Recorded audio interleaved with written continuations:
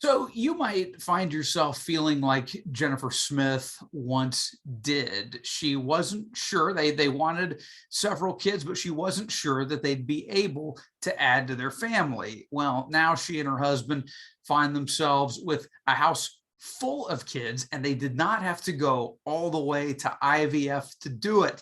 Hi there, and welcome to Hope, Faith, and Infertility, a faith-based podcast from Southeastern Fertility. You can find out more about us at southeasternfertility.org. Again, that's southeasternfertility.org. I'm Mark Mellinger, the marketing director for Southeastern Fertility here in Knoxville. And Jennifer, I love having you with me today because I think this is going to be a really hopeful story for a lot of people. Let's start here. Tell me about how you and Matt met and got married and what your thoughts were on starting a family at that point. Well, we met in high school. And we took a little break around college and did our own little thing, but ended up coming back together, and we got married in 2011. So right at our 10-year anniversary. I always knew I wanted a bunch of kids, and I think he was kind of cool with that. Like, he didn't so much have an opinion really either way, but he seemed to want to. I found out when I was in high school that I had PCOS. So we knew pretty much from day one that, it may or may not happen. It could be a struggle. So we kind of knew that, going into it. Like I said, we got married in 2011. And 3 months later, I feel like it was a total gift from God, but we got pregnant. And I was like, oh my gosh, like, it was totally shocking. We thought we were going to have to go through all this process. And it was just like, whoa, like, where did that come from? So, 3 months after we got married, that was amazing. And then we tried for like 4-ish years and on our own, and just going to a regular gynecologist, and just had no luck with any of that. So that's why we reached out, to take that next step further, with specialists that would have known a little more, I guess, than just the regular gynecologist, and see what our options were. So, so your oldest then is Gracie. How old is she? She's 9. Okay, so she's 9 now, and really after that, you tried for about 4 years and started encountering infertility. So, like you mentioned, you came here to Southeastern Fertility. Tell us what that was like. What the protocol was when you were seeing Dr. Keenan, and how you guys felt as you started that journey. Super hopeful. We were hoping, like I said, that they would know a little more than just a regular gynecologist, or, we had tried like the basic level things and they just didn't work. We actually, I don't know, maybe too much information, but we actually did self-pay. So that was a big part. We were like, oh my gosh, like IVF, that's what everybody's like, it costs so much, a regular person can't do it. So we just started, and we're like, we'll see what we can do. We'll see what we can afford. We're not going to find out unless we try. So that's what we did. Okay. So I mentioned in the beginning that you don't always have to go all the way to IVF for this. Mm-hmm. And that's a blessing. And, a place like Southeastern Fertility is not going to push you to IVF if you don't need to go there. It's better to do lower level, far less invasive, far less expensive treatments if God's going to use that to to open you guys your womb up to having kids. So tell me the treatments that you did pursue here at Southeastern. Well, we went there twice. Today's my son's birthday. He's 5 today. So with him, we like I said, I had PCOS, so I didn't get a period each month. So that when we weren't, going to fertility, that was the hard part. You don't get 12 chances a year like everyone else does. So I guess, we used some options to get, try to get those going again. And we did the both times with my son, and we had twins the second time, but we did the tubal flushing. And for me, that seemed to really work. Like, whatever's going on in there, it seemed to really help. Because right after that, we did IUI for my son, and it worked like the first go. Um, and then with the twins, we didn't even have to go to IUI. It was like, here, take this medicine. It should help, increase with the ovulation, and boom, twins. So I felt like just totally, totally blessed. What a blessing. Well, happy 5th birthday to Bentley, right? He's the birthday boy Yeah. today. All right. And then Luke and Lizzie are your twins. How old are they now? They are two. 2. Wow, man. So your family's complete? It is totally complete. When I was younger, I thought maybe like 6 or 10, and whoa, 4 is a lot, especially when they're all little, the young ages.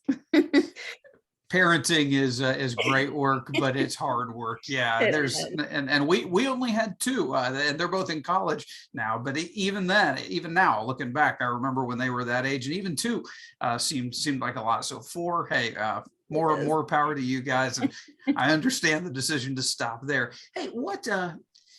So you mentioned that this was on your mind for a long time, really well before you got married, because you knew the PCOS diagnosis could cause some complications. What role did your faith play in this journey? I mean, were there times when you just felt like you had nothing to do but rely on God? Oh yeah. I think any woman or man, family that's going through it, it's just like constantly on your mind. You just want to be a parent. You just want to love somebody. And every time you see someone else, oops, I'm pregnant on accident, or, oh, it's our, 2, 3, whatever, you're just like, golly, how is it so easy for them, but it's so hard for me? And I know I prayed every single night, going to sleep.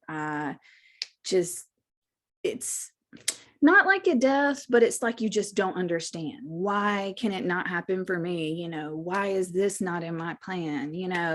Just like, help me, please help me, be on my side. Just you're almost pleading with him, like, please, I just want this one thing, and it brings you comfort to know he's listening and he's there, and you're just like, help. Did you feel his presence? So I ask that because sometimes when you're going through a hard thing, like I've talked to really honest Christians who were like, I wanted God to give me that peace that transcends understanding. I wanted him to give me that sense of his presence, or that sense that everything was going to be okay. And he didn't give it to me. He gave me, they would say, looking back on it, I guess, just enough. How was it for you? Did you feel his presence at all, or was that sort of your story? He gave you just enough.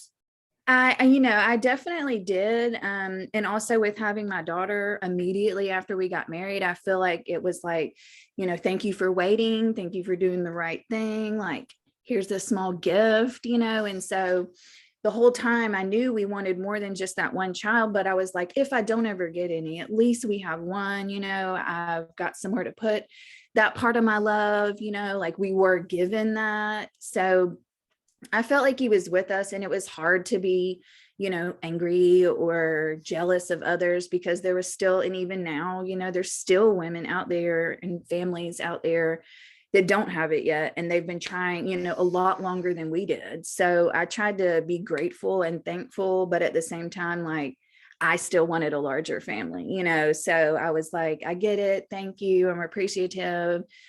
But, but I did feel supported. And, like I said, the whole time through asking for something else, I still felt like, thank you for giving me what I do have. So, and you were honest, I guess. Yes. Yeah. Well, and you can be honest before the Lord. That's a really, really good thing. So what's everyday life like now with those 4 kids? I mean, is it sort of hard to believe you have such a full house?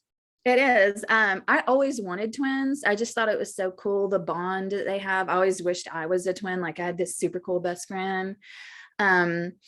But I still think now, like, I can't believe we still have twins. It's crazy. There was 2 babies, in the same time. And but yeah, it's totally crazy here. We've got 4th grade and pre-K. They get out at different times of the day, and then we have to bring the twins with. And I'm a stay-at-home mom, thank goodness. I love it.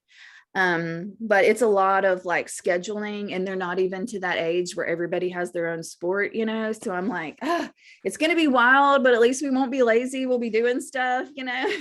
Yeah. Totally wild. Get ready for those years when one's doing tennis, the other is doing baseball, the other two are Yes. doing, yeah, it's coming, but you'll survive it. I guarantee you. Hey, before we go, any advice for someone who's having fertility issues like you guys did? I guess we would call it secondary infertility in your case, since you had your first daughter right away. But any advice for someone having fertility issues who maybe hasn't explored very much and is wondering what to do next? Oh yeah. If they've never explored any, like not just the gynecologist, but the next step, I would definitely say look into it. If nothing else, you probably can afford it. You know, you can make payments. Like I said, for us, we were nervous what could be done, but no one ever told me like it won't happen for you. So, you know, looking into it definitely gave us more options, and finding out, you know, about the cost, you know, made it more understandable and that it could be broken down. Um, so, I mean, it can't hurt you to look. If it's, you know, on your heart, if it's the only thing you think about, it cannot hurt to look, and don't give up. That's oh yeah, really good advice. It doesn't hurt to look, so do your research and don't give up. And hey, if you are interested in doing something with Southeastern Fertility, you can go to southeasternfertility.org. We list the prices for all the procedures right there on the website. We have no interest in hiding those from you or covering up hidden costs. We're not going to do that. So again, you can go to southeasternfertility.org if you want more on that or anything that Dr. Gordon or Dr. Keenan or our medical team do here. So Jennifer, thank you so much. We're so glad you're part of the Southeastern Fertility family, and try to stay sane during these next few years. Okay. Yes, I will. Oh my goodness. We had Christmas followed by COVID, followed by now the schools are closed. So I feel like we've been home all of January. I'm just like, okay, y'all ready to go back to school? All this while running around the house. I love Awesome. it. I love it. Jennifer, thank you so much. And thank you for joining us. This has been Hope, Faith, and Infertility.